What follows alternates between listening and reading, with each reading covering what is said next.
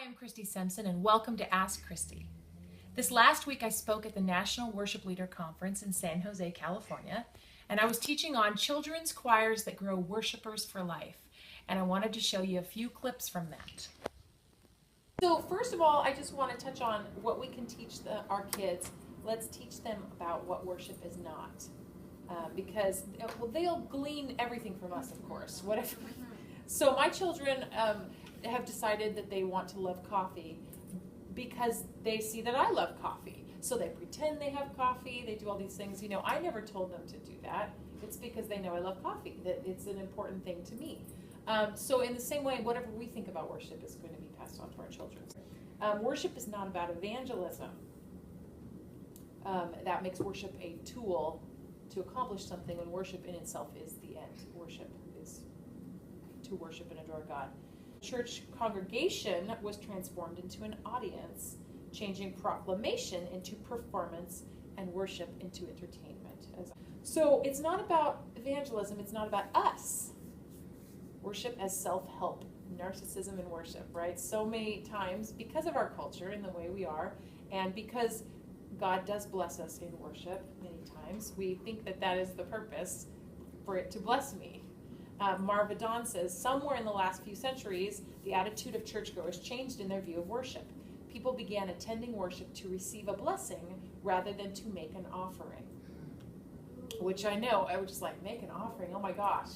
Like, I didn't even know that's what we were supposed to do.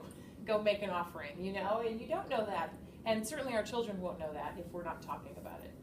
So and I think of bringing an offering, I'm like bringing something to God. You know, your focus is completely on what I'm bringing to Him, what I'm saying to Him, how I'm glorifying Him, rather than how I'm feeling. I'm so sad, please help me. You know, none of those things are bad, but they're not worship. So worship began to be thought of as a material good to be consumed rather than an action to be performed. So we want to teach our children, and that I just think the more we can talk about it anecdotally as we're leading choir, as we're leading our children, talk about what worship is. It's not about fads or modern music, right? Worship isn't great worship because it's modern. Now, hopefully we know this because we are here at this great worship conference, but kids don't necessarily know that, and a lot of people don't necessarily know that unless you're studying worship.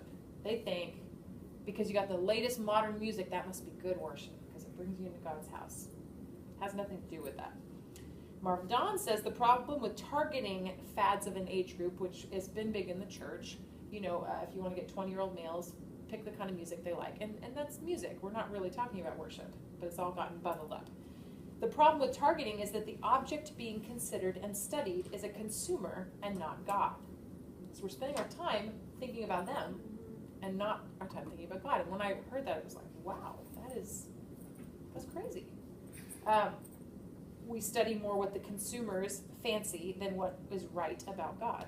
So it's just an interesting call that Marvadon gives us to be thinking more about God and not thinking about how we can please people. Ooh, crazy. So this is all for us, right? But we got to pass this on to our kids.